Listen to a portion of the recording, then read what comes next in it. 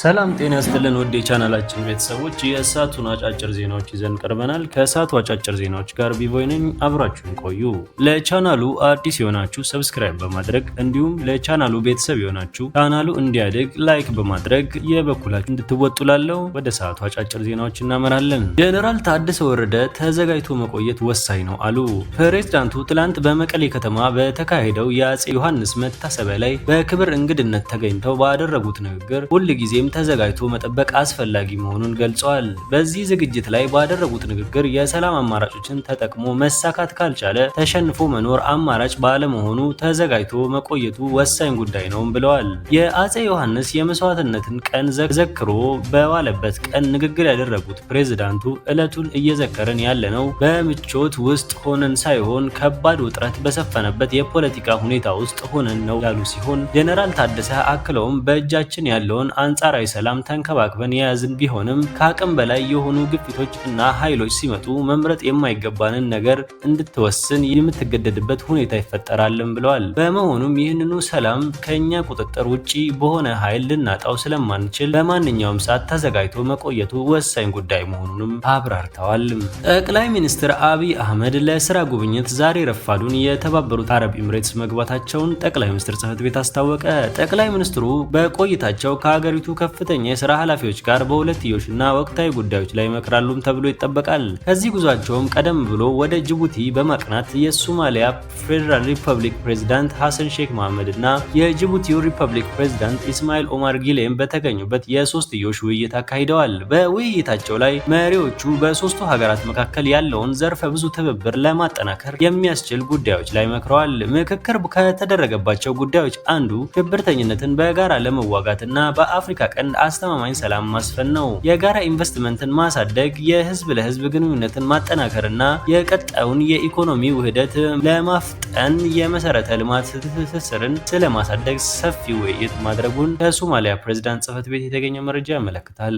የአሜሪካ ኢሚግሬሽን ተቋም ፋኖን በደረጃ 3 አሸባሪነት በመጥቀስ አንድ ኢትዮጵያዊን አባረረ።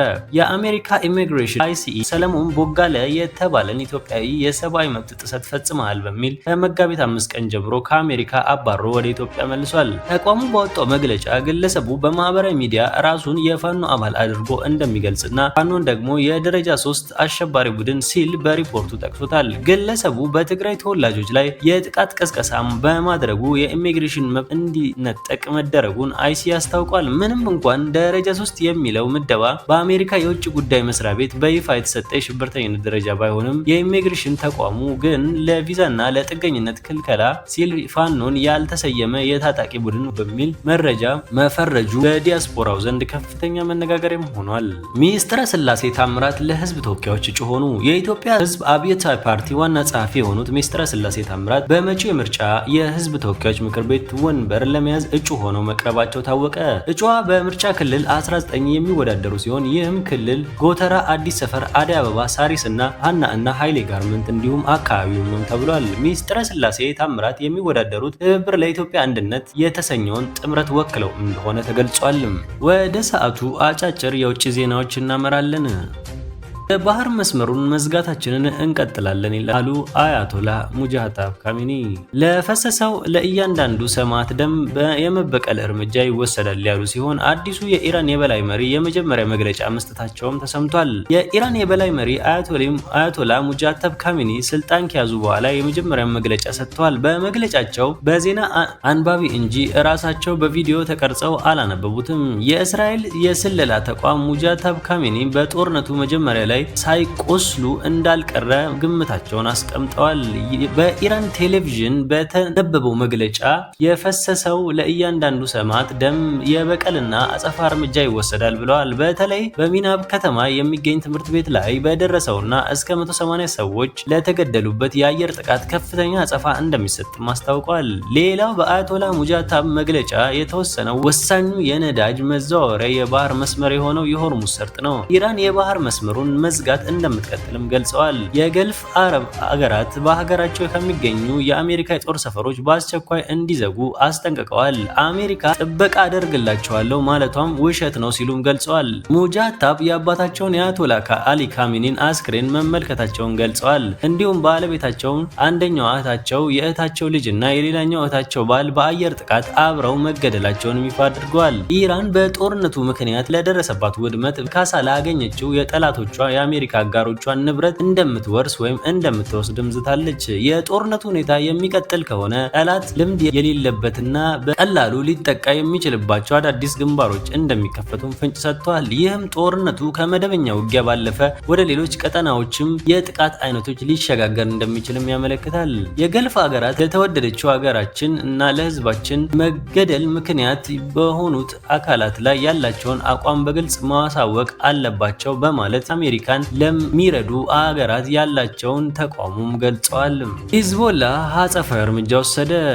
የሂዝቦላ የእስራኤል ዝነኛ የአየር መከላከያ ስርዓት አይረንደም የሰበረው መጠነ ሰፊ የሮኬት ጥቃቶችን በመሰንዘር ጠንካራ መልእክት አስተላልፏል። እንደ ኒውዮርክ ፖስት ዘገባ በአንድ ቀን ውስጥ ከተተኮሱ 100 ገደማ ሚሳኤሎች መካከል ግማሽ ያህሉ ብቻ ናቸው መክሸፍ የቻሉት ነው የተባለው።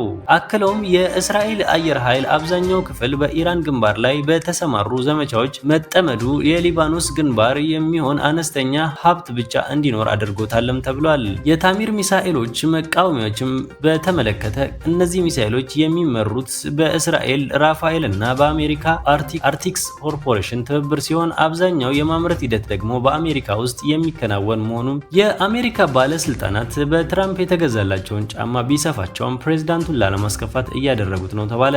የአሜሪካ ፕሬዝዳንት ዶናልድ ትራምፕ በዋይት ሃውስ ያልተለመደ አሰራር ጀምረዋል። የቅርብ ረዳቶቻቸውና ሚኒስትሮቻቸው የጫማ መጠን በአይናቸው መገመት $145 ጫማዎችን በስጦታ እያከፋፈሉ ይገኛሉ። ይሁን እንጂ ይህ የፕሬዝዳንቱ የግምት ስጦታ ለባለስልጣናቱ የራስ ምታት ሆኖባቸዋል። የውጭ ጉዳይ ሚኒስትሩ ማርኮ ሩቢዮ ከልክ በላይ ትልቅ የሆነ ጫማ አድርገው የታዩበት ፎቶ በማህበራዊ ሚዲያ መሳለቂያም ሆኗል። ዋል ስትሪት ጆርናል እንደዘገበው ባለስልጣናቱ ጫማው ባይመቻቸውም ወይም ቁጥሩ ባይገጥምላቸውም እንኳን ትራምፕን ላለማስቀየም ሲሉ ተገደው ይጫሙታልም የተባለው።